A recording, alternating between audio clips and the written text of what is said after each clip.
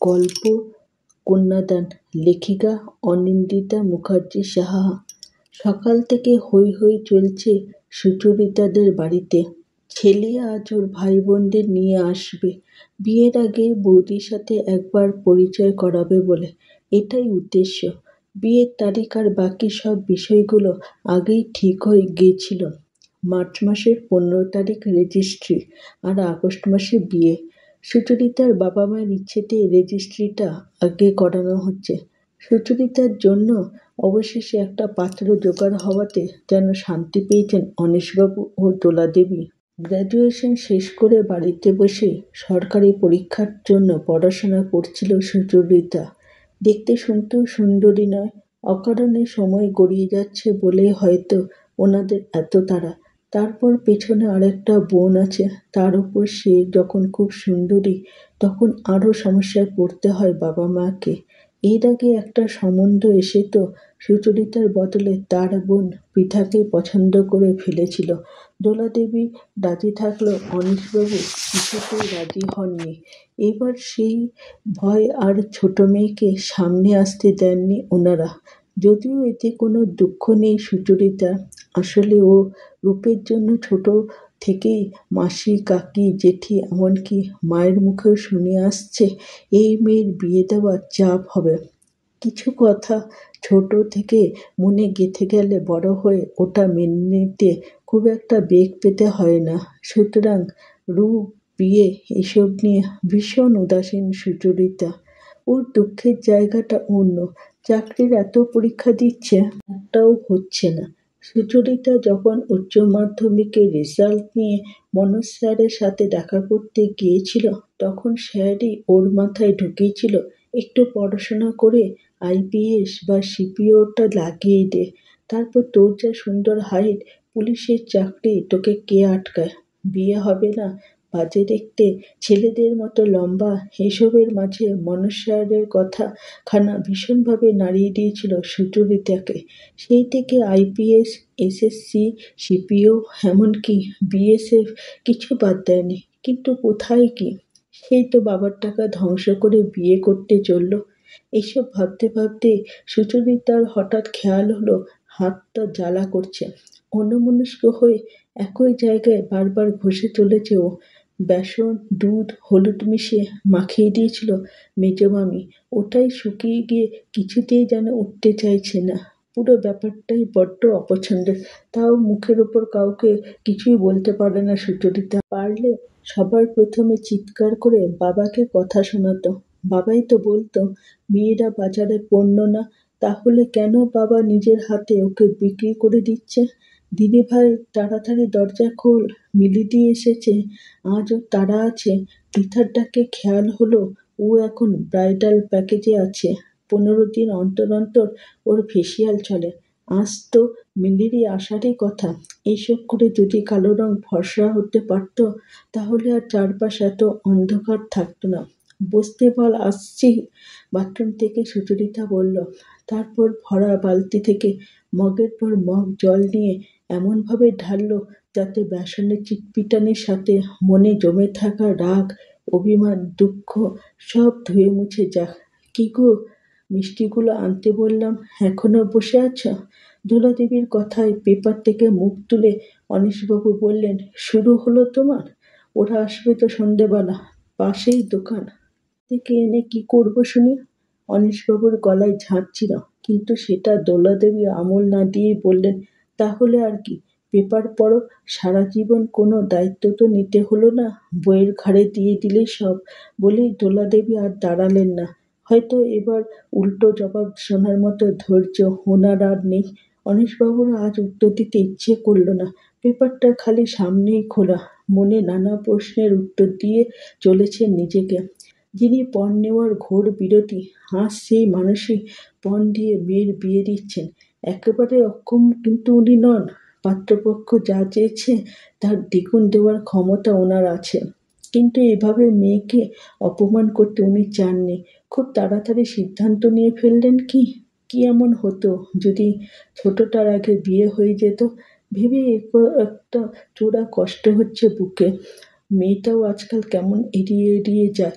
চেষ্টাও তো করছে, কত পরীক্ষা দিচ্ছে। এইভাবে এটাকে বিক্রি না করে দিয়ে সময় দিলে হতো না? সারাদিন এই এক চিন্তা ঘুরছে অনীশবাবুর মাথায়। হঠাৎ কলিং বেলের আওয়াজ।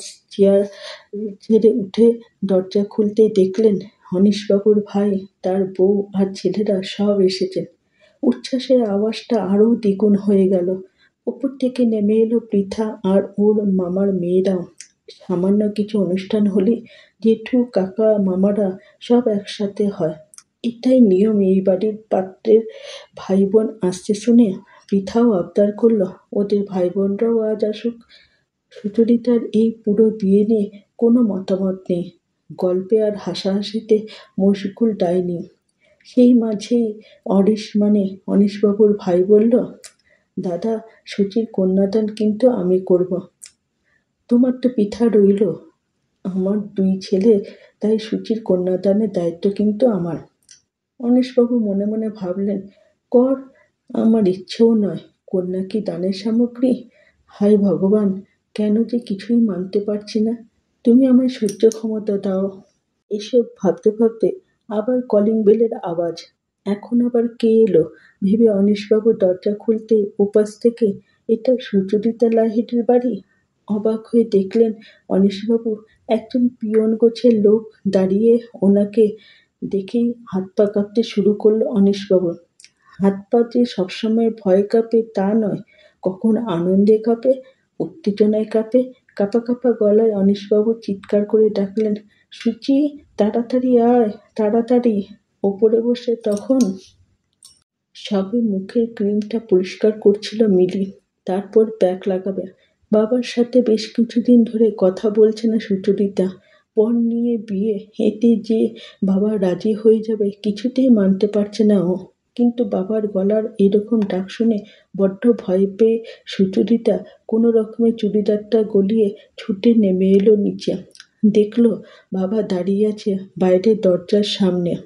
ওখানে গিয়ে সুচরিতা মুখ বাড়াতেই দেখল একজন পিয়ন দাঁড়িয়ে, হাতে একটা সরকারি স্ট্যাম্প দেওয়া খাম।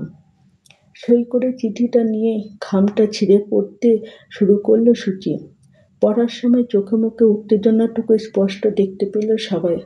তারপর চিৎকার করে বলল, এসেছে, এসে গেছে। যার জন্য অপেক্ষা করছিলাম সেটা এসে গেছে এবার।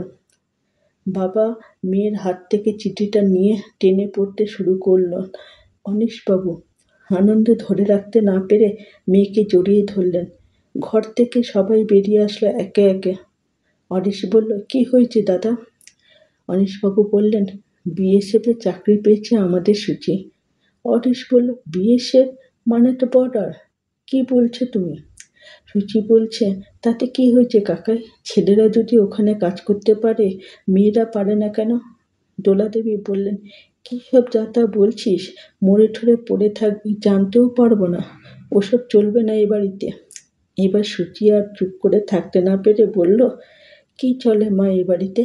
কালো মেয়েকে মোটা টাকায় বিক্রি করা? কে বলতে পারে মা?